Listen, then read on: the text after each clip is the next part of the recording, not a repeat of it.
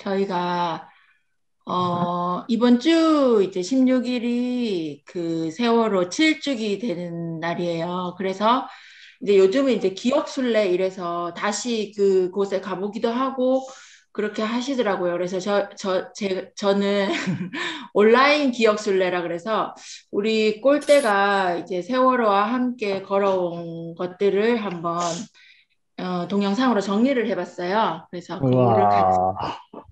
보면서 추모하는 시간을 가지도록 하겠습니다. 보이시나요? 네. 네.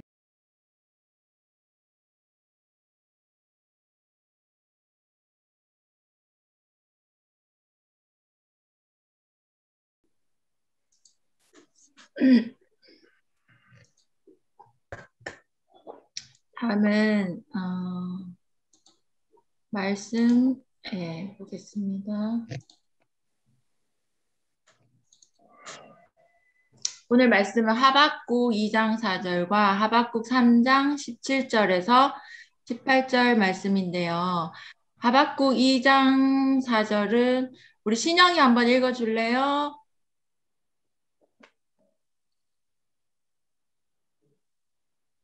신영이 어디 갔어?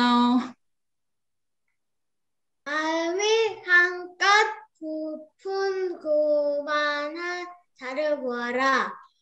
그는 정직하지 못하다. 그러나 의인은 믿음으로 산다. 네, 아멘. 자, 네. 하박국 3장 17절은 잠깐만요. 서진이 읽어주세요. 무화과 나무에 과일이 없고 포도나무에 열매가 없을지라도 올리브 나무에서 딸 것이 없고 밭에서 거두어 들을 것이 없을지라도 우리의 양이 없고 외양간에 소가 없을지라도 네, 18절 우리 지훈이 읽어주세요. 나는 주님 안에서 즐거워하련다. 나를 구원하신 하나님 안에서 기뻐하련다. 아멘. 세 번역으로 읽었습니다. 오늘은 특별히 우리 김디모델 목사님께서 우리의 믿음이 발휘되는 때는이라는 말씀으로 말씀을 전해 주시겠습니다. 네. 환영합니다. 반갑습니다.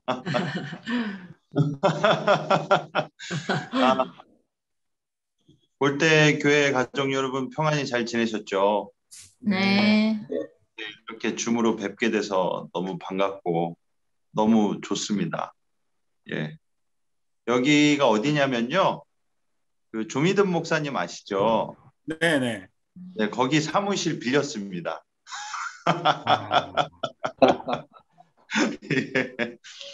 예. 집이 좀 누추해서 예, 여기 잠깐 빌려서 와서 이렇게 왔습니다. 아유, 뭐 별일 없으시고 건강히 잘 지내셨죠? 네. 목사님 살이 좀 빠진 것 같아. 아유, 예, 많이 좀 빠졌는데. 빠졌습니다. 예, 예. 그래서 그런가 실물보다 화면이 더 지금 멋지십니다. 화면이 잘 받으시네. 네, 원래 이 화면빨이 좋습니다.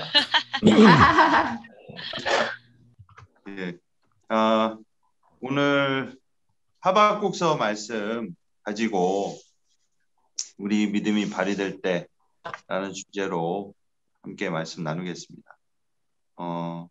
일단 이 하박국 선지자가 오늘 본문에 이야기한 맥락에 대해서 간략하게 좀 설명을 드릴게요. 이 하박국은 선지자인데 이 선지자들이 여러 종류가 있습니다. 이 우리나라로 따지면은 친여당 선지자가 있고 친야당 선지자가 있어요. 이 하박국 선지자는 성전 선지자였습니다.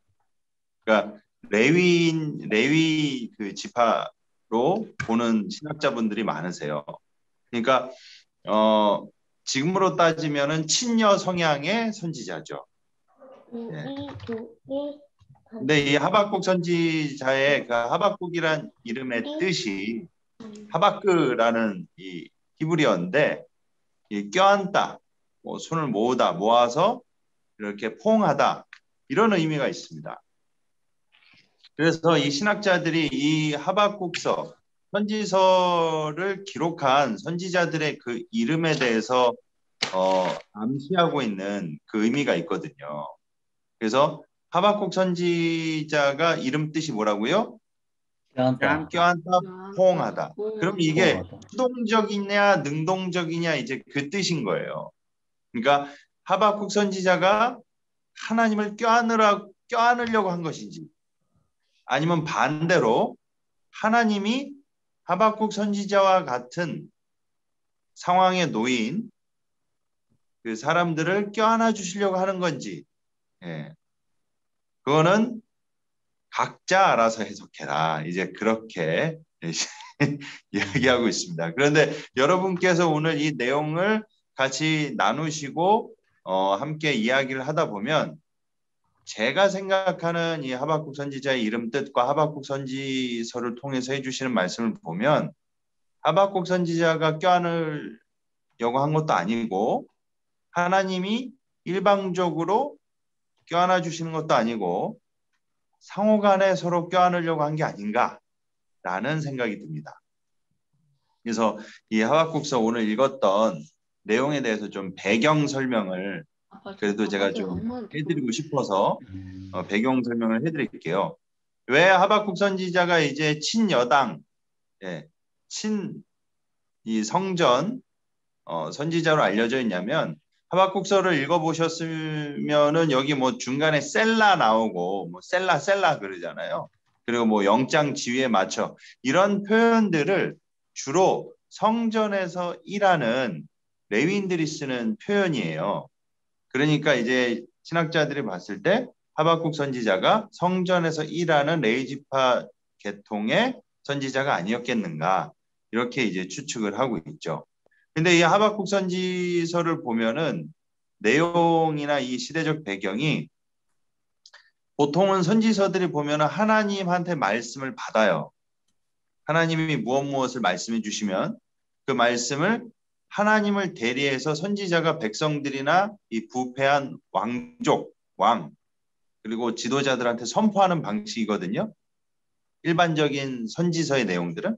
근데 하박국 선지자는 특이하게 하나님한테 말씀을 받아서 백성들한테 선포하는 그런 자세를 취하지 않고요.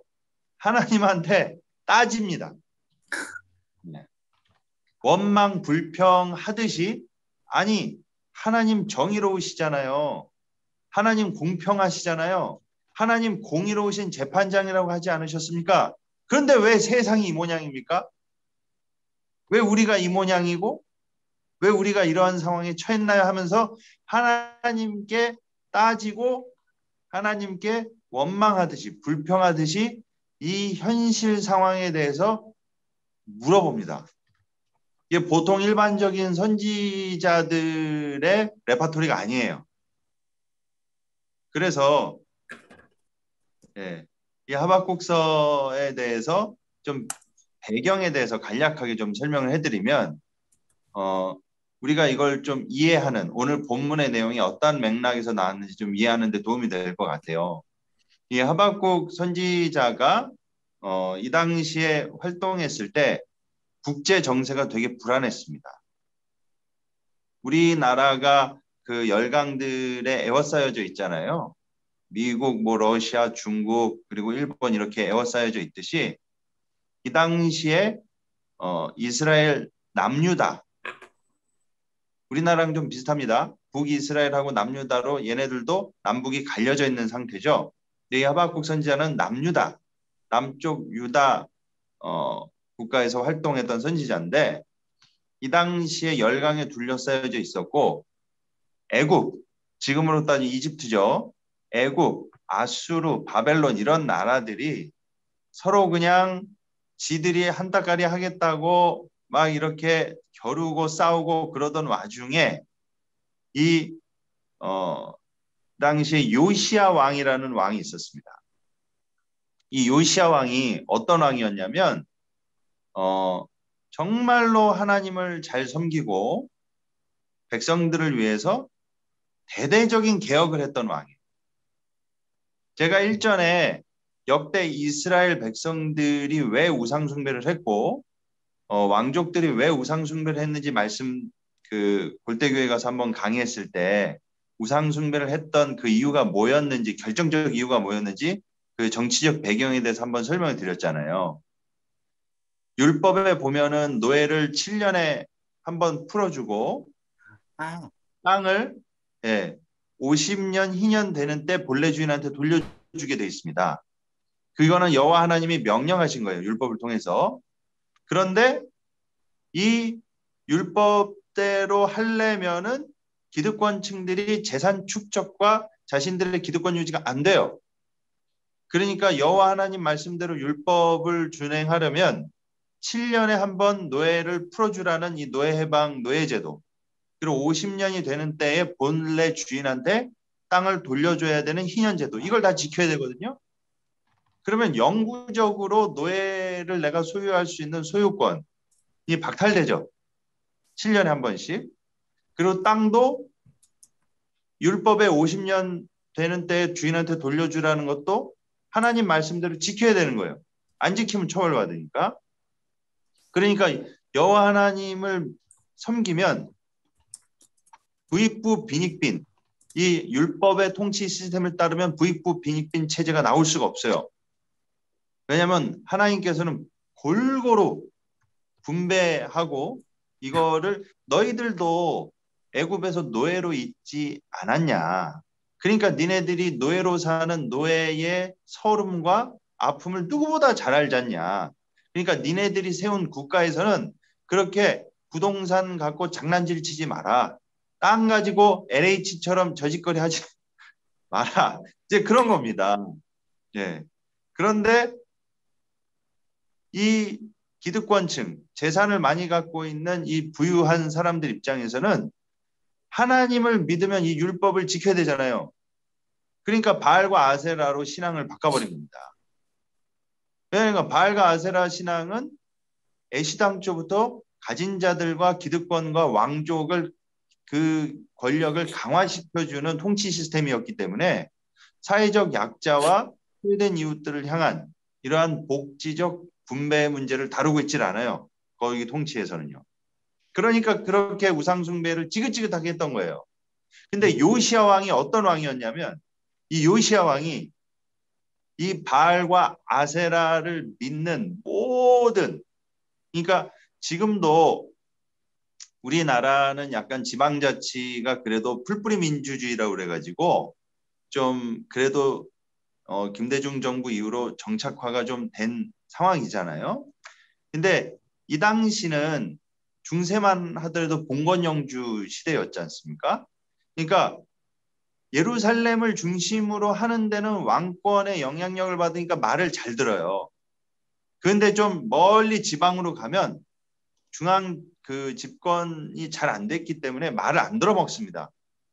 근데 요시야 왕이 어떻게 했냐면 그 먼 지역에 있는 모든 지방 그 지도자들까지 개혁을 단행해서 이스라엘 안에 있는 남유다 안에 있는 모든 산당에 있는 우상을 다 제거시켜버리고 정말로 손에 꼽는 유다 왕, 역대 유다 왕 중에 손에 꼽는 우상 숭배를 타파하고, 여기서 제가 항상 말씀드렸죠. 열왕기 상하와 역대 상하를 읽으실 때 그 조상 다윗과 같이 아니하여 했을 때 어떤 왕을 평가할 때 나쁘게 평가하거나 그 조상 다윗과 함께 마음을 같이하여 그러면서 왕을 좋게 평가할 때가 있어요.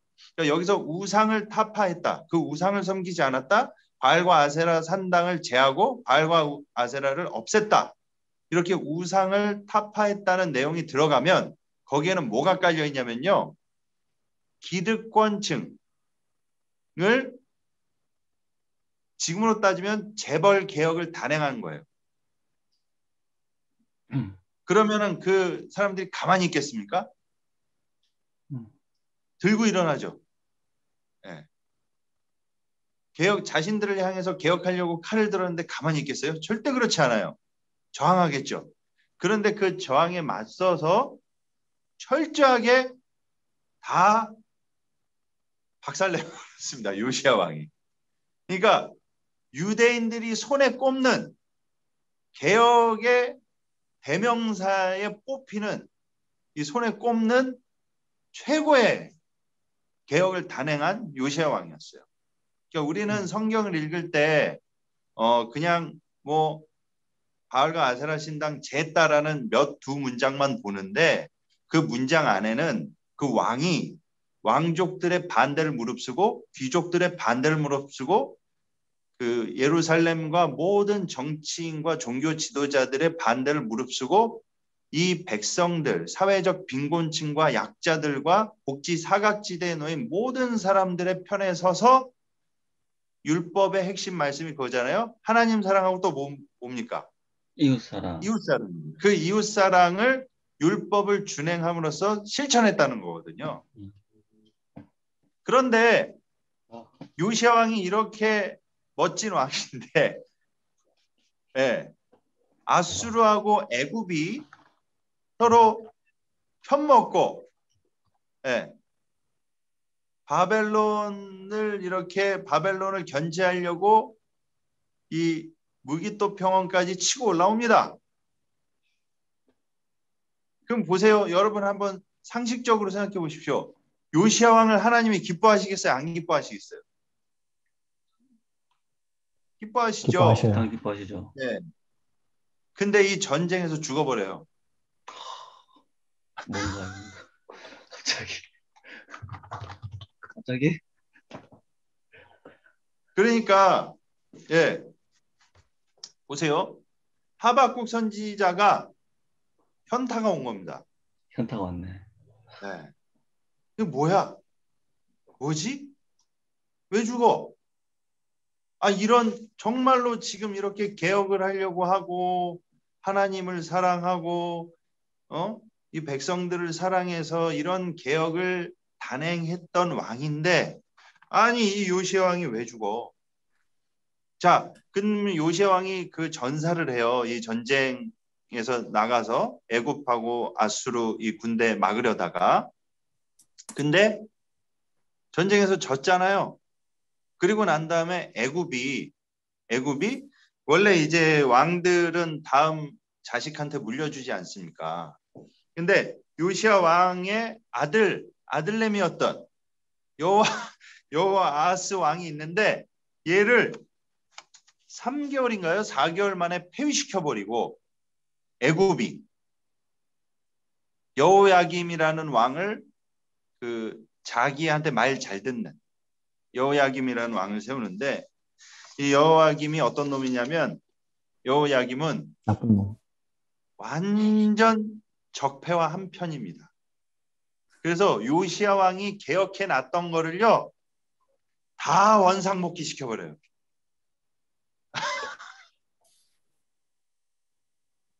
하박국 선지자가 봤을 때는 지금 눈앞에서 벌어지고 있는 이 시츄에이션이 어떻겠습니까?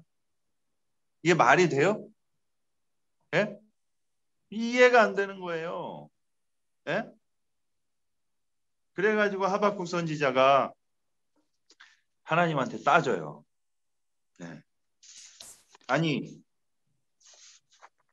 하나님 그렇게 공의로우시고 예? 정의로우시고 예?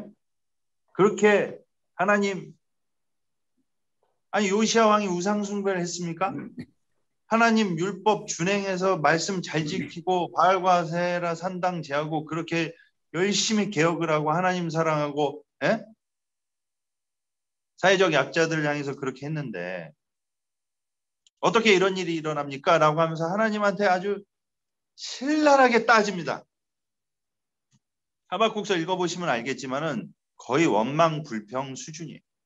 예. 근데 하나님께서 뭐라고 답변을 주시는지 아세요?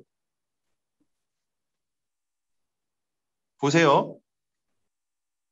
무슨 일이 터지면 우리가 해명을 하거나 오해를 풀 때 그것은 실은 이래서 이렇기 때문에 이렇게 상황이 전개된 것이야 라고 설명을 해야 되잖아요.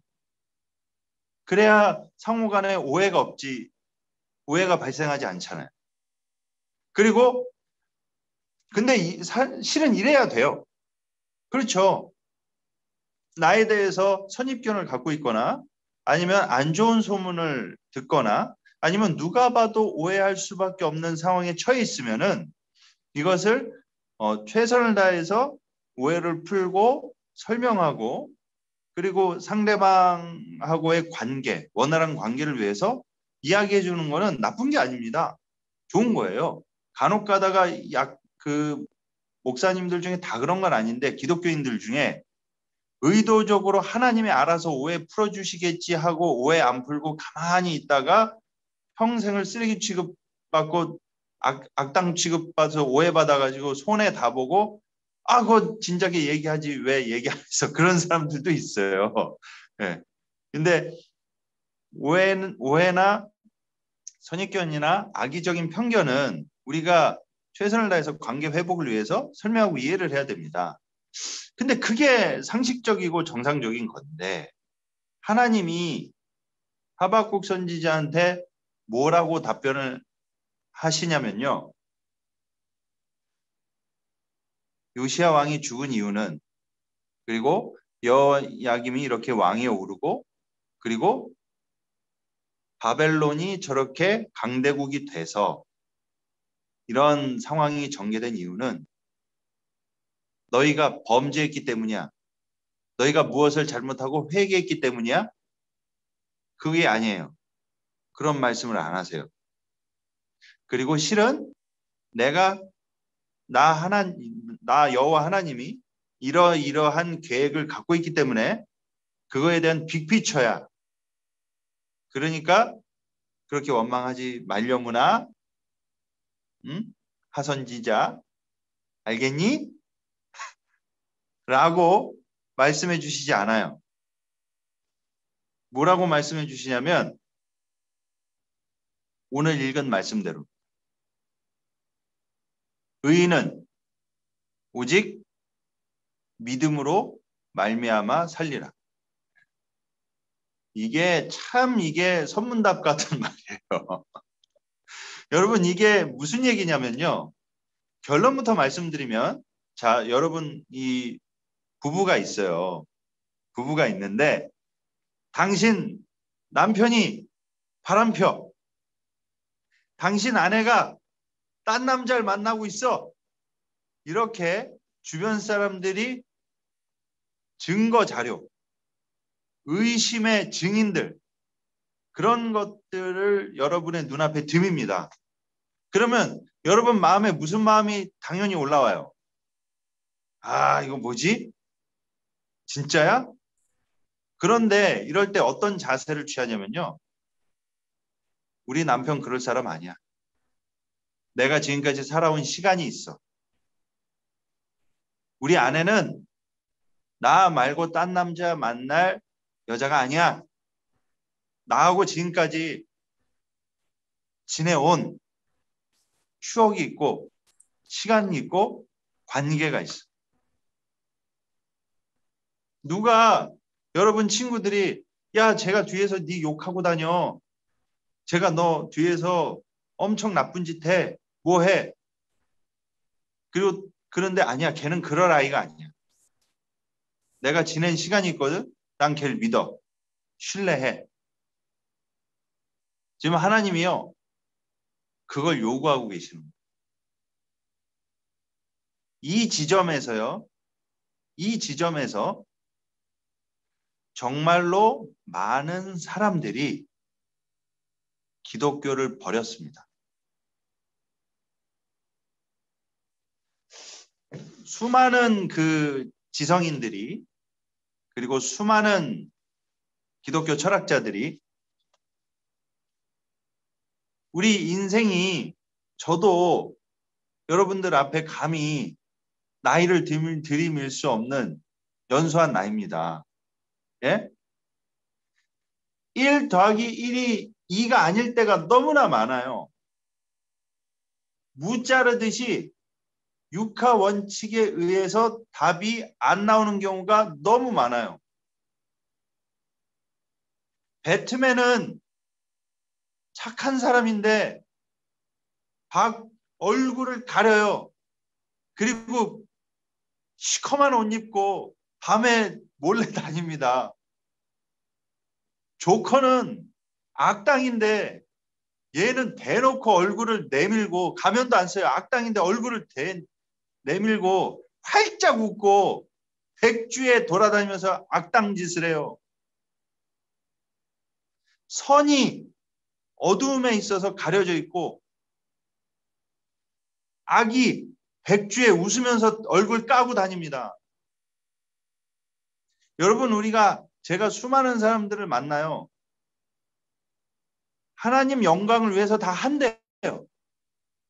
근데 하나님 영광을 위해서 다 어떤 선교 사역을 하든 남을 돕던 다 좋은 일을 하겠죠. 근데 하나님 영광을 위해서 한다는데 다 사고를 치고 망하거나 일이 꼬이는 사람들도 많아요. 그러면 표면적으로는 하나님 영광이겠죠. 그러나 그 마음속에 자신의 어떠한 탐심과 인간적인 욕망이 가미 돼 있었다는 거죠. 그런데 또 결과가 나쁘다고, 그게 인간적인 탐욕이 더 많아서 그런 거라고 또 볼 수 있을까요? 어떤 사람, 그러면 보세요. 다 하나님의 영광을 위해서, 우리가 이웃을 위해서 사랑해서 이렇게 한다고 하지 않습니까? 그러면 우리가 이웃을 위해서 하는 게 우리 마음속에 100%일까요? 그 와중에 조금이라도 나의 만족과, 이렇게 남을 돕는 일을 함으로써 내가 칭찬을 받거나 내 기분이 좋거나 나의 어떤 욕구 충족을 위한 이런 선한 행위를 함으로써 나의 마음의 평안과 안심과 심리적 안도감을 얻고, 이 일을 함으로써 나한테 이런 욕구 충족을 가져다 주는 이 욕망 해소의 만족감을 위해서 내가 신앙적인 것을 빙자하거나 신앙적인 이유로 이걸 포장해서 어려운 이웃들을 도움으로써 만족감을 느끼고 있는 건 아닌가? 나 자신을 위해서? 이러한 마음이 0.1%도 없을까요? 그렇다면 하나님의 영광을 위해서 우리가 일을 한다는데 그게 70%고 욕망이 30%일까요? 욕망이 70%고 하나님의 영광이 30%일까요? 그럼 모든 사람이 7대 3일까요? 6대 4일 수 있진 않고 9대 1일 수 있진 않고, 이 퍼센테이지를 누가 어떻게 알죠? 아무도 몰라요. 본인이 본인을 속이기도 합니다.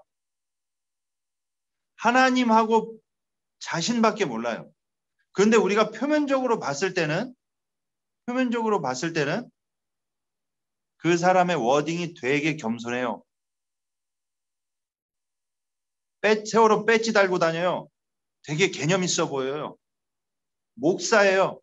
사회적으로 존경받는, 누가 봐도 합리적인 비판과 그리고 따뜻한 마음을 갖고 액션을 취합니다.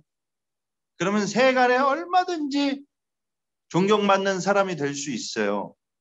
근데 정말로 저 사람의 마음의 동기와 목표와 추구하는 바가 무엇인지, 그 욕망의 퍼센테이지와 하나님을 위하고 이웃을 사랑하는 퍼센테이지는 저와 여러분은 알 길이 없습니다. 제가 이 말씀을 왜 드리느냐? 우리는 상당히 선악을 무자르듯이 자르는 걸 좋아해요. 이게 편하죠. 상당히 좋죠. 제가 여기 아이들이 있기 때문에 수위 조절을 해야 돼서 좀 정말로 이것을 혼돈의 카오스로 빠지게 만드는, 이게 정의의 사도인 줄 알았더니 알고 보니 악당과 한패였고, 피해자인 줄 알았더니 이게 사실은 피해자 코스프레한 악당이었고, 제가 여기서 이런 활동을 하면서 별의별 인간 군상들을 보면서 야, 이거는 정말 우리로서 하나님 앞에 최선을 다하고 그 결과는 주님께 맡기는 게 제일이구나. 그거를 항상 느꼈습니다. 그래서 여러분 하박국서 오늘 말씀을 여러분하고 나누면서 왜 제가 이렇게 말씀드리냐면요. 어느 한 사람과 어느 사건을 우리가 바라볼 때 우리는 어쨌든지 간에 단편적일 수밖에 없어요. 그래서 그 사건에 대한 해석의 여지를 하나님께만 맡기고 우리가 취할 스탠스는 대전제라고 할 수 있는 하나님 사랑과 이웃 사랑이라는 그 관점에서 우리가 할 수 있는 최선을 다하는 것입니다. 근데 그러다가 낙심이 올 수도 있고 의심이 들 수도 있고 아, 이거는 도저히 해결할 수가 없다. 이거는 내가 납득이 안 간다. 여러분, 제가 세월호 유가족분들 정말 그 오고 가면서 자주 뵙거든요. 그분들 앞에서 하나님의 사랑, 하나님의 정의, 하나님의 공의 이런 이야기를 쉽게 꺼낼 수가 없어요. 그러면 그 고통받는 분들, 세월호 참사 유가족분들 뿐만이 아닙니다.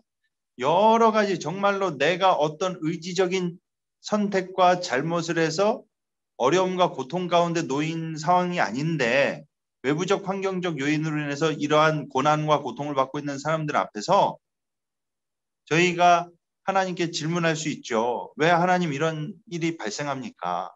왜 하나님 이런 상황이 발생합니까?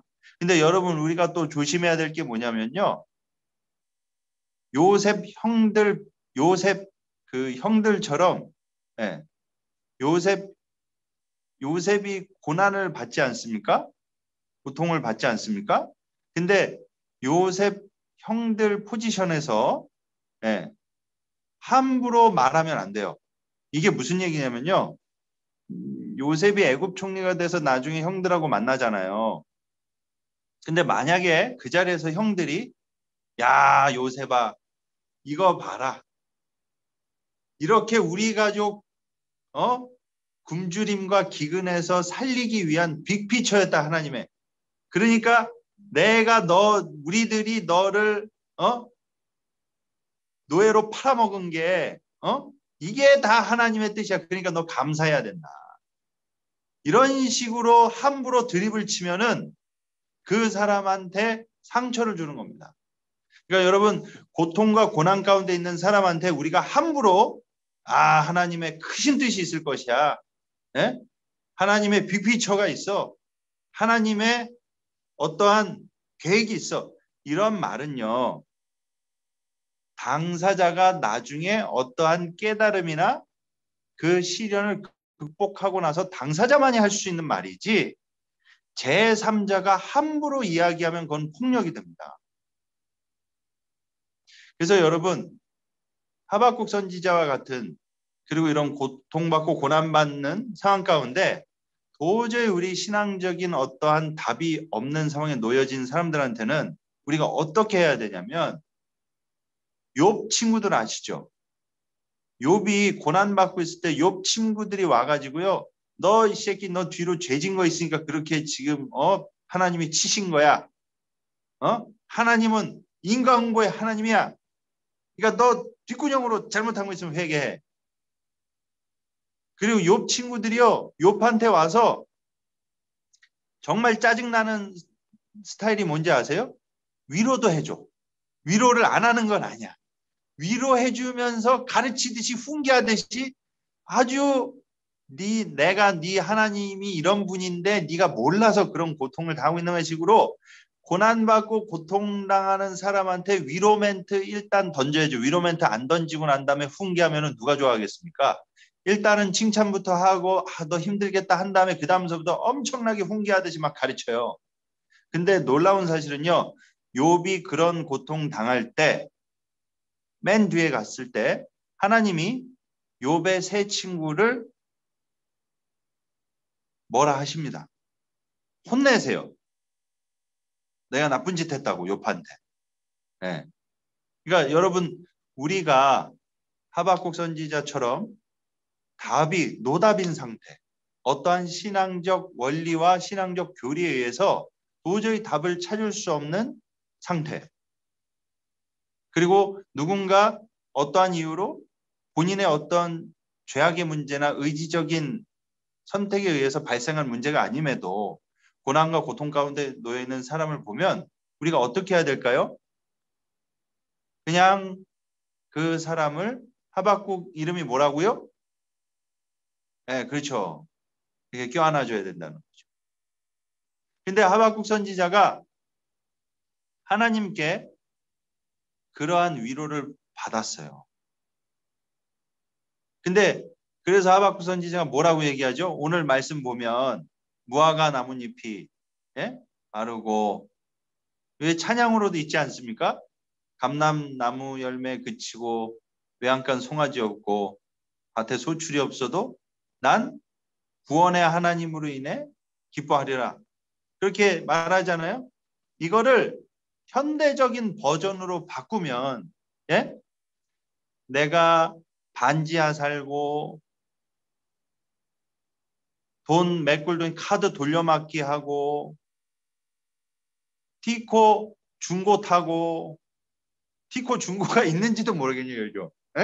티코 중고 타고 애 학원 보낼 돈이 없고 정말로 통장 까보면 마이너스 통장이라 지금 빚이 산더미고 그래도 난 구원의 하나님 여호와 하나님으로 말미암아 그 하나님이라는 하나님이 나한테 이런 것 저런 거를 해줘서 하나님을 사랑하고 믿는 게 아니라 하나님이 내 이런 기도응답을 들어주시고 나 이런 상황과 환경을 좋게 해주시고 풍족해 해주시고 복을 주셔서 하나님을 사랑하는 게 아니라 그 하나님 존재 자체만으로 하나님의 인격 자체만으로 내가 하나님이란 존재를 기뻐하겠다. 그런 고백을 하고 있습니다.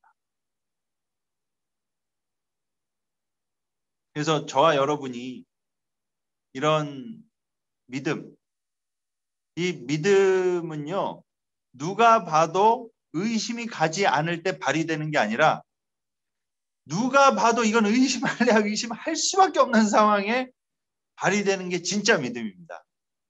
그러면 그 믿음에 우리가 하나님을 향한 의심할 수밖에 없고 원망할 수밖에 없고 불평할 수밖에 없는 그 상황 가운데서 하나님을 향한 믿음이 흔들리지 않고 굳건하고 신실할 수 있는 그 믿음의 기반이 무엇이냐? 다른 게 아니라 하나님을 향한 사랑입니다. 그러니까 사랑하는 만큼 믿는 거예요. 그래서 솔직히 말씀드리면 제가 현장에서 여러 사건들을 접하고 여러 일들을 겪으면요 정말 이거는 무신론자급으로 갈 수밖에 없는 여러 가지 일들을 겪습니다. 그러나 그럴 때마다 하나님을 믿고 저는 이 말씀을 기억해요. 그래서 하나님을 향한 믿음과 사랑에 대한 신뢰를 저와 여러분이 끝까지 붙들고 우리를 극진히 사랑하시고 우리를 너무나 사랑하시는 그 하나님을 인격을 우리가 신뢰하고 하박국 선지자의 그 이름처럼 서로 저와 여러분이 하나님을 포옹하고 하나님도 우리를 포옹해 주시는 그런 하나님하고의 사랑 관계가 더욱더 우리가 돈독해지고 굳건해지기를 바라겠습니다. 기도하겠습니다. 잠깐 기도할게요. 하나님, 오늘 볼때교회 가족 여러분들과 함께 하박국서 말씀을 나누면서 믿음과 그리고 사랑에 대해서 함께 이야기 나누었습니다. 하나님, 우리가 우리 삶을 살아갈 때 우리 일상 가운데 도저히 의심할 수밖에 없고 그리고 낙심할 수밖에 없고 때로는 하나님의 사랑과 그리고 하나님께서 우리를 과연 사랑하시는지 여러 가지 의심과 의문이 드는 상황이 우리의 일상 가운데서도 많이 발생하곤 합니다. 그러나 그때마다 우리가 하나님을 향한 깊은 사랑과 그 신실함을 놓지 않고 끝까지 주님을 향한 그 사랑을 신뢰하며 주님 앞에 다시 서서 주님 볼 그날까지 우리가 이 믿음을 굳게 붙잡고 이기고 승리할 수 있도록 선한 싸움을 끝까지 싸워서 주님께 잘했다 칭찬받는 저와 우리 볼대교회 가족분들이 될 수 있도록 주님 은혜를 베풀어 주시고 우리에게 용기와 힘을 부어 주시옵소서. 예수님의 이름으로 기도드렸습니다. 아멘. 감사합니다, 목사님. 오랜만에 말씀으로 하박국에 대해서 또 다시 또 배우게 되었고, 목사님의 삶으로 또 고민하고 또 고백해 주신 것 같아서 또 더 우리의 마음을 또 올리는 것 같아요. 혹시 질문이나 뭐 이렇게 있으시면 네. 해도 될까요, 목사님? 예, 질문해 주십시오. 네, 질문 있으시면 자유롭게. 목사님이 설교 30분, 질문 30분 이렇게 하기로 오케이. 계약했습니다. 손을 들어주시고 몸속어를 해제해 주세요. 네. 네. 목사님의 말씀이 따끈따끈한 것 같아요. 최근 현실에 대한 어떤 얘기와 함께 말씀으로 내 얘기를 꺼내기 위해서 말씀을 갖다 붙인 게 아니라 이 현상을 이 말씀에 잘 비추어서 우리에게 너무 이렇게 알아듣기 쉽게 말씀해 주셨는데 조금 더 구체적으로 어떤 현상에 대해서 말씀하시는 건지 한번 얘기해 주셨으면 좋겠습니다. 이거 뭐 녹음했는 거는 사용하지 않겠습니다. 예, 저 같은 경우는 일단 아이들이 있어서 얘기하기 좀 그런 게 몇 개 있고 있고요. 예, 왜냐면 이제 교회 안에서 발생하는 이 피해 사례들을 접하고 이렇게 돕다 보면 이제 조금 저로서는 이 사람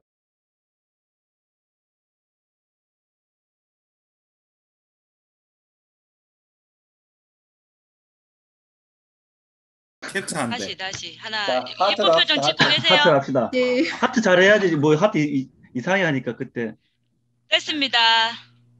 네, 감사합니다. 고맙습니다. 목사님 다음에 뵐게요. 네, 다음에 감사합니다. 뵙겠습니다. 네. 우리는 마무리를 하도록 하겠습니다. 쿨하게 나가셨어. 네, 폴대 소식은 코로나가 자꾸 오나 보다. 코로나는 연장이 되었고, 네, 오늘 반가웠습니다. 프란체스코 기도문. 하나님께서 내게 쉬운 대답과 반쪽 진리, 피상적 관계에 대한 끊임없는 불편함으로 복 주시기를. 그래서 내가 과감하게 진리를 찾고 내 내 마음속 깊이 사랑을 추구할 수 있기를. 하나님께서 내게 불의와 억압, 사람을 착취하는 것에 대한 거룩한 분노로 복 주시기를. 그래서 내가 모든 사람 가운데 정의와 자유, 평화를 위해 지치지 않고 일할 수 있기를. 하나님께서 내게 고통, 거절, 굶주림으로 인해 혹은 소중한 모든 것을 잃고 아파하는 이들과 함께 흘릴 눈물로 복 주시기를. 그래서 내가 그들을 위로하고 그들의 고통을 기쁨으로 바꿔주기 위해 손을 내밀 수 있기를. 하나님께서 내게 정말로 이 세상을 바꿀 수 있다고 믿는 어리석음으로 복 주시기를. 그래서 내가 하나님의 은혜로 다른 이들이 안 된다고 말하는 것을 해낼 수 있기를. 우리의 창조주이시며 지극히 높은 하나님 아버지의 복 주심과 성육신한 말씀으로 오셔서 우리의 형제이며 구원자가 되신 예수 그리스도의 복 주시사 우리의 옹호자이시며 인도자가 되신 성령 하나님의 복 주시니 너와 함께 계시고 이제와 영원히 너와 함께 계시기를. 아멘.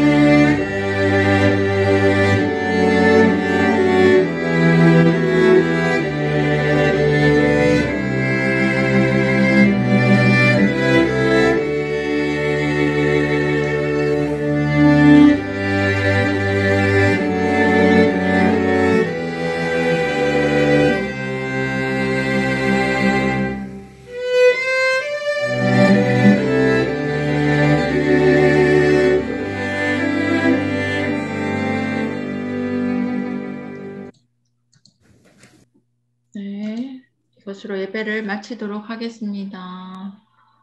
목사님 교회에서 전화가 왔대. 그래가지고 급하게 나가셨대. 아니, 한 가지, 잠깐만, 네.